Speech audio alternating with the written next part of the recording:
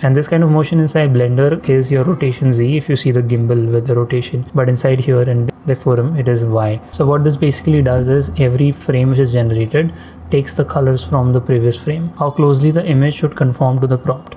Lower values produce more creative results. Recommended range 5 to 15. Prompts, if you want to see the prompts, just being a 3D animator, something everyone can do. But if you're a 3D animator plus a Deforum stable diffusion guy, then that's a very, very unique value that you're bringing to the table. Om Namah Shivaya.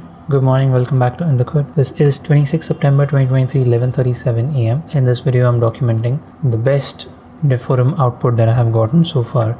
So for that, I need to show you the environment render finished. From the first render to this render, I'm going to show both of them. Like, let me start with the first one first. And yeah.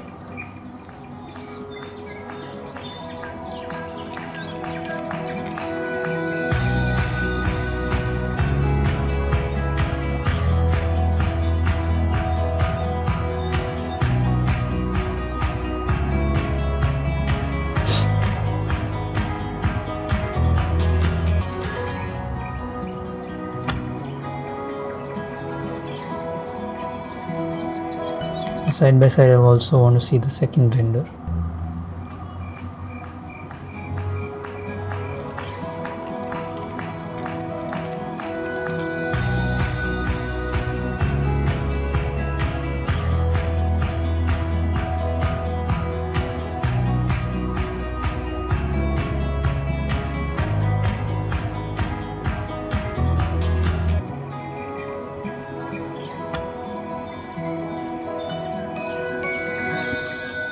Before I get to the Deforum render, a little bit of the 3D part. So the main difference is you see that in the beginning it's night, and then I rotated the sun such that it goes from night to day.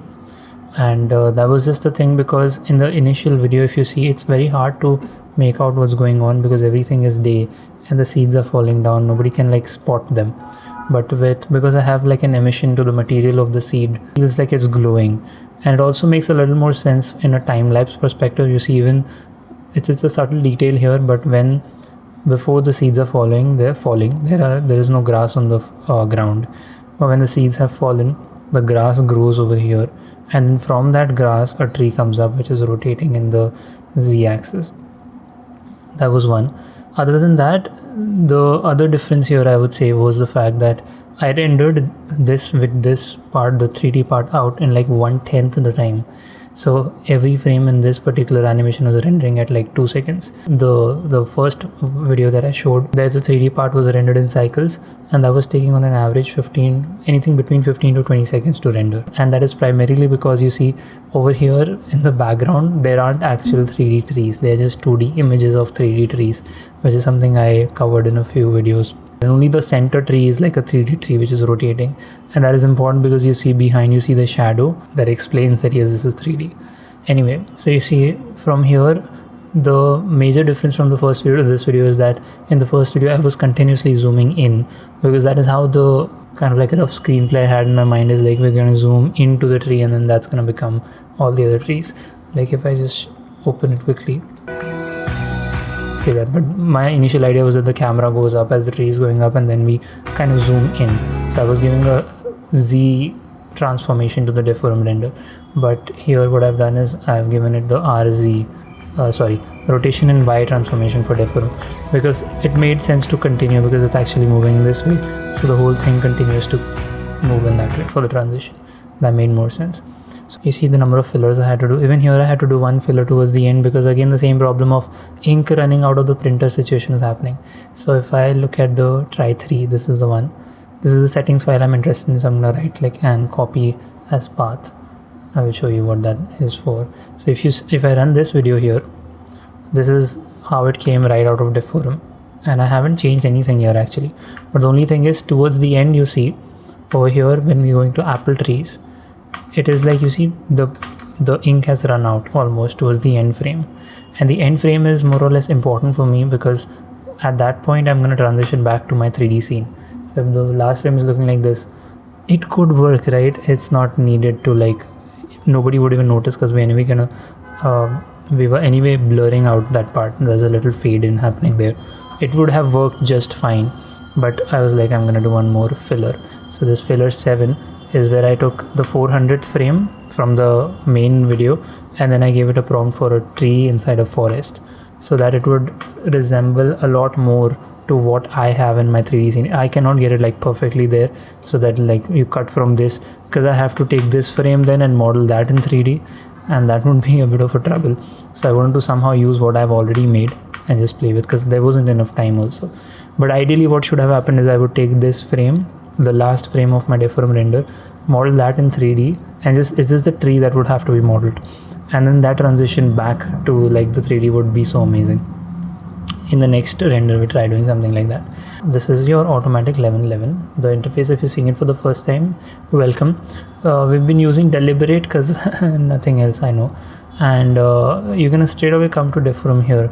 If you don't see Deforum, which is mostly gonna be the case, you're gonna come into extensions and available. These ones here, Deforum for automatic 1111 and SD Web UI control net. This is also important, because if this is not there, these two, you're not gonna be able to create your animations. So once you install that, you're going to search them here in available and click install. Mine is already installed, so it's coming in here. Once that is done, you're going to come into Deforum. I'm going to come here and paste that path wherever that text file was, and I'm going to say load all settings. So now all of the settings that are used for the Deforum render have been loaded. Primarily inside run, we're using DPM plus SDE Keras. Again, I don't know like the reasoning behind certain things here or why I've done that. It's primarily by watching Sebastian Camp's videos and understanding whatever he is using, and then a little bit of trial and error on my end to see if that is what is working or not. The width is 512 by 910 because we're going for a portrait mode. So 1080 920, if you scale this up, it will become that. And we keep it lower because if you keep 1080 920 here, it'll take a lot more time to generate the frame. And this is not like Blender where you can do optimizations and stuff. It will take the time that it has to take to generate. Steps, this is very important, steps at 20. So one of the things about automatic 1111 is if you hover over anything, you usually get a tooltip on what that does. So steps is at 20. I'm not exactly sure what this does, but 20 seems to be working well because this render worked well. This seed here, don't worry about it. Okay, this is an important section, keyframes. Here you want to keep the animation mode at 3D, border mode at wrap. Okay, cadence is the number of frames that will not be directly diffused, so I've kept that at 1. I think by default it will be at 2 or something. Maximum frames, this is how long you want your animation to be, so we've gone for 450 frames. Over here, let me strength, CFG, seed, all of these are very important things. Strength I've kept at 0.0. Amount of presence of previous frame to influence the next frame. Also controls the steps in the following formula. So this at 0.65 seems to work well. Okay, strength schedule. Motion, everything is at 0 except for rotation 3D because I want to have this kind of motion. And this kind of motion inside Blender is your rotation Z. If you see the gimbal with the rotation, this is like a blue ring, which is Z. But inside here in Deforum, it is Y. So rotation Y. If you do rotation X, it will go like this. If you do rotation Z, it will go on the third axis, whatever it is. Okay, when you come to noise schedule is at 0.03 and all of this is fine. Coherence, this is again an important thing. Coherence should be at lab. So what this basically does is every frame which is generated takes the colors from the previous frame. So then then you get that kind of coherent thing. If you keep it at RGB, every single time some other colors will be taken, consistency doesn't come right. Okay, anti-blur, again these settings you can see if you want to. Depth warping here, there's nothing much. CFG, yeah, I think this is the most important thing. CFG schedule, how closely the image should conform to the prompt. Lower values produce more creative results. Recommended range 5 to 15. So I've kept this as 10. It's not at 10 by default. So CFG scale schedule, from my experience, this seems to play a very important role in how your render output comes out to be. And I don't think there's anything else. The prompts, if you want to see the prompts, this is coming in because I have taken the settings from there. So you don't need to add this dash. You can just put this here in your negative prompts and that will do it for you. So what are the prompts? At 0, I want there to be orange trees with oranges, ultra realistic. Now ultra realistic is a prompt which seems to work well here, so just put it at the end. Now just to check the correspondence between these prompts and what we generated, one important thing I forgot is init. This is important. So this is a frame that I exported from my 3D animation. So that is your init, like you have to start your animation from here. Okay, with that said, this is gonna be the first frame. At 0, I'm saying orange trees with oranges. So this is an apple tree that I've made. So you see orange trees with oranges is something like this. Okay, at frame 100 this should become banana trees with bananas. So here there are banana trees with bananas, and at 200 we're hoping it to become mango trees with mangoes. So you see, so mangoes start coming up, and we've actually gone past mangoes. So these are the mango phase. Okay, so mangoes everywhere. And then finally we come to pomegranate trees with pomegranates, and finally to apple trees with them. You have to like stop at every single frame to see that yeah, pomegranates have started to come up now. That's the nature of these kind of videos, is they go by very fast.